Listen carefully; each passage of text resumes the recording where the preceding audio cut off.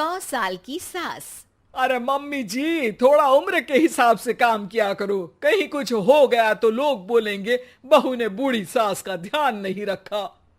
बहू, तुम भी थोड़ा कम और धीरे बोला करो।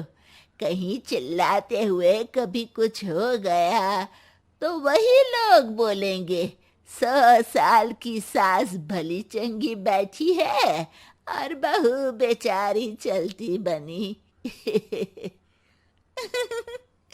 वैसे मम्मी जी, दादी बिल्कुल ठीक बोल रही हैं। हैं? क्या ठीक बोल रही है? वो जो कुछ भी बोले वो सास है, पर तुम क्यों बोल रही हो? बहू होकर सास से जुबान लड़ाओगी क्या? ऐसा बोलते हुए निर्मला को धसका उठ जाता है। कहा था ना, मत चिल्ला मत चिल्ला।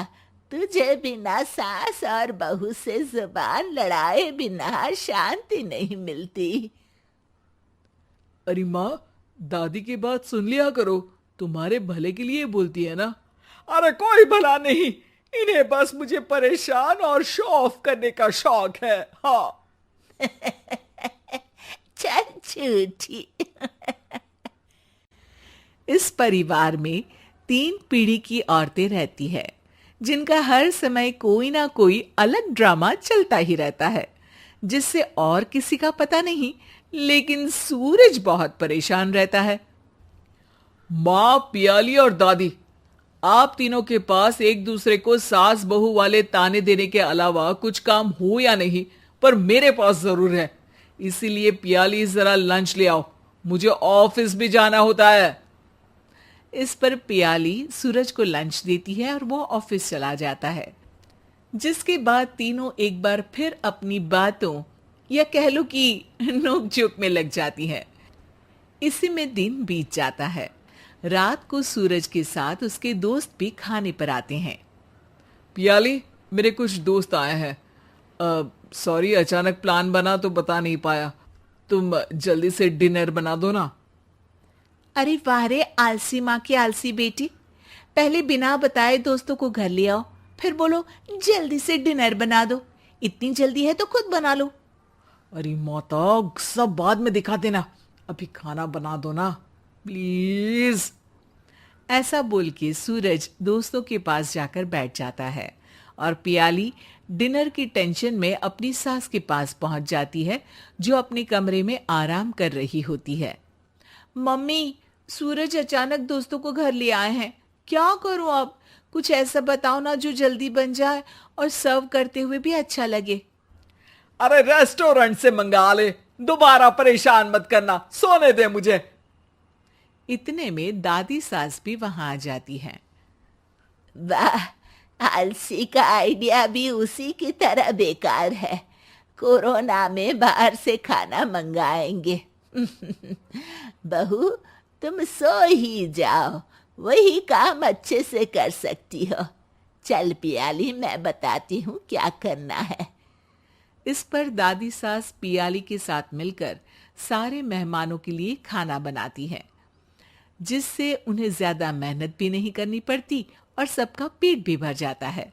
दादी के इस आइडिया से पियाली और सूरज बहुत इम्प्रेस हो जाते हैं। दादी, क्या यही खाना आपकी इस उम्र में इतना एक्टिव रहने और एंडलेस लाइफ का राज है? वैसे दादी ने आज तक राज किसी को बताया नहीं। इन्होंने ससुर जी तक को नहीं बताया, तभी तो वो ऊपर पहुंच गए और ये अभी तक यही है। तेरी सास मेरे ऊपर पहुंचने का ही इंतजार कर रही है, पर इस आलसी का ये सपना पूरा नहीं होने वाला। क्यों जी, अमर होने का वरदान लेकर आई हो क्या? अमर का पता नहीं, पर लगता है तुझसे लंबा जरूर जी लूंगी। इससे पहले कि दोनों सास बहू में कोई बहस शुरू होती, पियाली बीच में बोल पड़ती है। ठीक है, आप दोनों लड़ क्यों रही हैं? हम तो चाहते हैं कि आप दोनों हमारे साथ हमेशा रहें।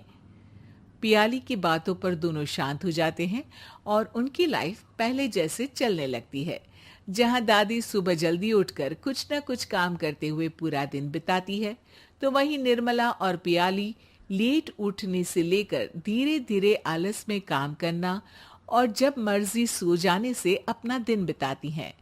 एक दिन निर्मला की सहेली उनके घर आती है।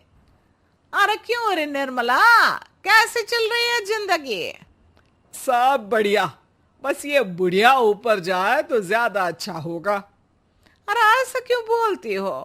तुम्हें तो उनसे सीखना चाहिए, वो बहुत फुर्तीली हैं। मैं उन्हें रोज मॉर्निंग वॉक करते हुए देखती हूँ, और वहीं तुम और तुम्हारी बहू है जिन्होंने शायद सुबह का सूरज आज तक देखा ही नहीं होगा। सहेली की बात सुनते ही निर्मला भड़क कर चिल्लाते हुए पियाली और अपनी सास को वहां बुलाती है, जिनके साथ सूरज भी वहां आ जाता है और ये सब देख सहेली वहां से चली जाती है। अरे सासू माँ, आपको हमसे क्या दिक्कत है? अब तो मेरी सहेलियां भी आपकी वजह से मुझे ताने देने लगी है। मम्मी जी, कुछ तो लोग कहेंगे, लोगों का काम है कहना, आप इग्नोर करो ना। अच्छा वैसे महारानी, वो तुम्हें भी वही सब बोल रही थी? है? मैंने क्या किया? अरे किलस क्यों रही हो? अब तो समझो और अपना लाइफस्टाइल सुधारो। ओ मोरी मैया, अब हमारा लाइफस्टाइल भी खराब हो गया क्या? आपका तो हाई फाई है ना, बस उतना ही ठीक है।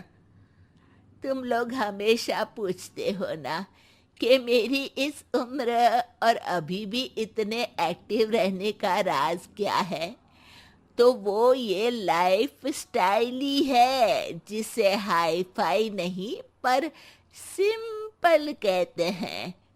दादी, अब कहना क्या चाहती हो?